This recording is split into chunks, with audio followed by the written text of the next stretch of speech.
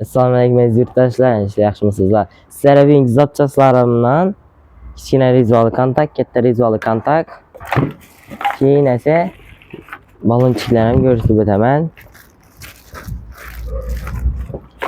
Keyingi zapchasimizda mening kondensatorlardan bor. Kondensatorlarimizdan 10 dan boshlab 300-400 gacha bo'lgan kondensatorlardan bor.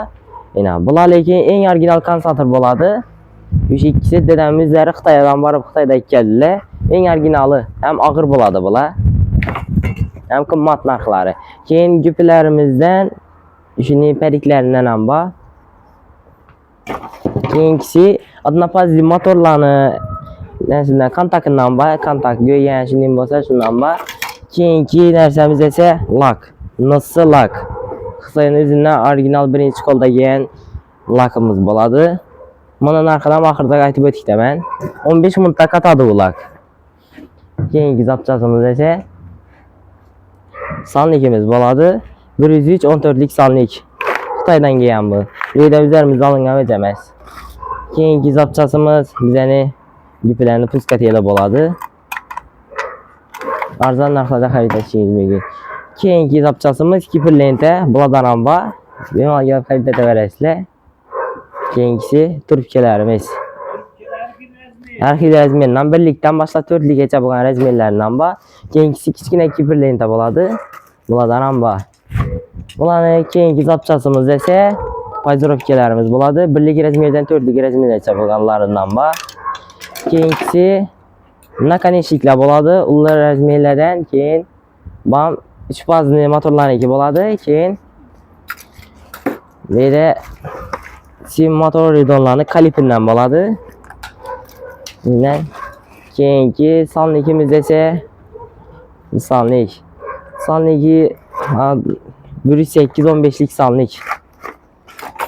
Keyingisi zapchasimiz periklardan bo'ladi. Bularning periklarini razmerini 12likdan boshlab 60likgacha bo'lganlaridan bor. Mana ular razmeri. Endi bir de kichkina razmeridan bor. Keyin nakonechnikka yana keladigan bo'lsak, однофазli motorlar nakonechnikidan bo'ladi. Bemalol xarid etishlaringiz mumkin. Однофазli motorlarning nakonechniki.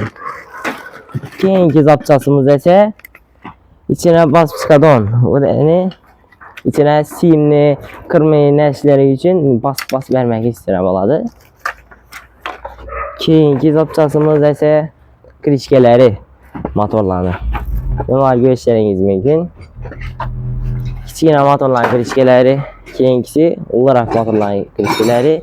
Keyingi zapchasimiz motor chapadon. Jinnilarda bo'ladi. Qiyinchilikda toshlatib chapib beradi.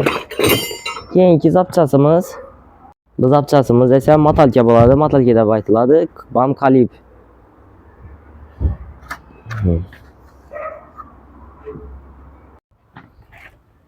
Keyingi vezimiz 103 17lik sonlik bo'ladi. Bundan keyingi zapchasimiz esa 103 12lik sonlik. Keyingi sonligimiz 109 25lik sonlik bo'ladi. Bundan keyingisi kichkina motalkamiz. Kichkina simoridon kalib. Yurtdoshlar hamma zapchalarimizni reklamatib bo'ldik. Yana bemalol xarid etishlaringiz mumkin. Yana davom bor bu zapchalarni. Xayr, sog' bo'linglar, salomat bo'linglar.